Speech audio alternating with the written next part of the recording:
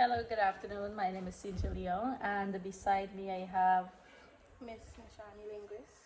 Good, and we're here this afternoon. We're talking about Gardner's multiple intelligences. Now, today we're going to be exploring this, what it means, as well as the forms, and we've explored or we've looked at the child, and we will be looking at the intelligences that we found within that child.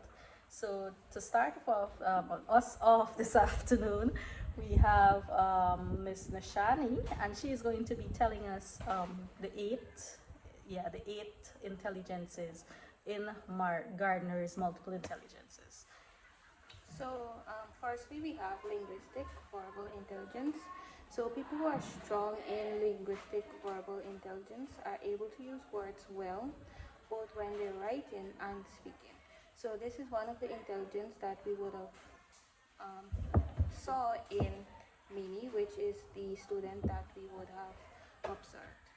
Next, we have logical mathematical intelligence. So, people who are strong in logical mathematical intelligence are good at reasoning, recognizing patterns, and logical analyzing problems.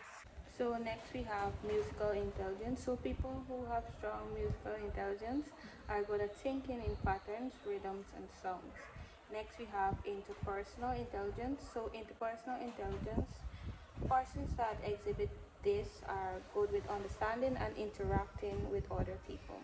This also is one that we would have noticed in Mini. So next we have intrapersonal intelligence. This is when individuals are good at being aware of their own emotional state, which is another that we would have noticed in Mini. We have Naturalistic. Yes. So let me take over from this one here. So for the naturalistic intelligence, it is the most recent addition to the Gardner's theory and has been met with more resistance than his original seven intelligences. Now, according to this theory, individuals that are high in this intelligence are often very nature loving and very interested in nurturing and exploring the environment, learning about different species in life. So this intelligence, as the name rightfully says, it focuses on the individual and the environment and, such as nurturing and so on, this kind of intelligence. Then we have the visual or spatial intelligence. Now it says that people who are strong in visual or spatial intelligence are good in visualizing things. These individuals are often good with directions such as maps and charts, videos and pictures. So that is what this intelligence actually means. They are individuals who are often good at just, having, I guess, like a photographic kind of brain. That is how their brain works. They're good at just visualizing things. And lastly, we have the bodily or kinesthetic intelligence, and it states that persons with this kind of intelligence are good in body movement, performing actions and physical control.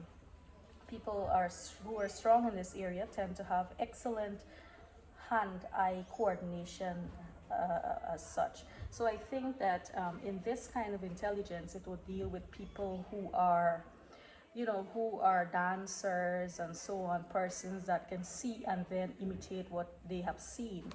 And that is what it capsules when it comes to bodily or kinesthetic intelligence. Now, the other part of our vlog, as we mentioned earlier, we were focusing on a child, and this is not her real name, but we named her Minnie Mouse, age 14. And then we have a profile on this individual. Her hobbies, her interests, and so on. So we focused on three of the intelligences we found within this child. We have the linguistic intelligence, also interpersonal and intrapersonal intelligences. Now, for the linguistic intelligence, it focuses, as we said before, on students that are bold and brave and just brave in the classroom, out of the classroom. They are the persons who believe a lot in themselves. Anything to add, linguists? No, that's okay. All right, so and then we've outlined some activities we have for these students. We were looking at anything to add, linguists. No, that's okay. All right, so and then we've outlined some activities we have for these students. We were looking at vocabulary games, debate session, because when you find that a student have these kind of skills, you need to then nurture it. And so I think that debating, or we collectively think that a debate session would be a good environment for students such as these. Also poetry analysis, because they like to talk, then just having discussions and letting them head those discussions would also be a very good activity for these students.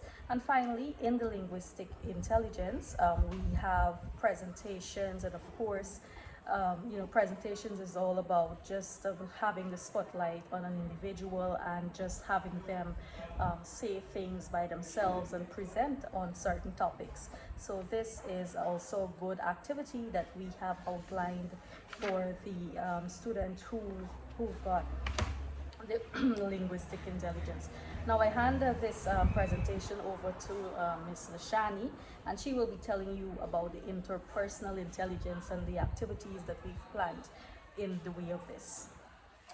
So for interpersonal intelligence, we would have planned that the person can have a group work.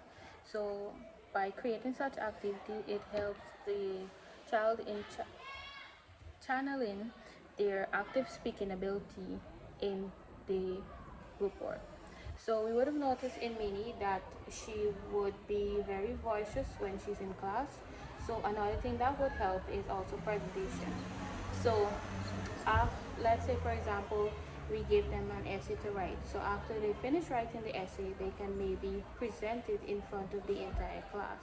This will give them a chance to express themselves in a positive way. Next, we would have interpersonal intelligence. So essay writing, channeling the students' ability to speak into written words can also help in this way. We have individual research. So when given assignments or maybe homework, you can give them, and they can channel again their maybe negative or positive attributes into their research. We have blogs. So we can encourage the students to start blogs. This can help them to express themselves in, again, a written form. So also keeping journals is very important. So it can also help the students to express themselves in a positive way, even in a negative way. Instead of speaking it, they can write it down in a book, maybe a journal or a diary. All right, Ms. Linguist, and just to add to the interpersonal intelligence, as it focuses on the individual and who they are and just trying to find themselves, we think that these activities, such as Ms. Linguist said, the journals, it would be good just recording what you think and, making daily write-ups into how you feel and seeing how you are as an individual 10 years later. It's not only for this period, but it also helps in them recognizing how much they've evolved throughout the time, throughout the years, if that is how long they are doing journal entries. Now, for the how intelligence either hamper or guide this child, we had some ideas, and we think that for very smart children and teachers, the child might feel stifled in the environment of which they are, because, for example, the linguistic intelligence, we have this kind of feeling as teachers, or as we are embedded into traditional thinking that if a child should speak when they're spoken to. And that is the kind of thinking that a lot of us have as teachers. So we are moving away from that, and as such, for the child that is bold and that likes to express themselves and are now being penalized and being just, okay, you should shut up until I talk to you kind of attitude, that is not going to work. So we think that in an environment like this, it can stifle the child, and it can make them not really show out or express who they are, which I think is very important in just being ourselves. All right, and this is our presentation for today. I do hope that you've enjoyed, that you've gained something, and we do hope to see you if we have to do it again next time. Until then, goodbye and have a pleasant rest of the day.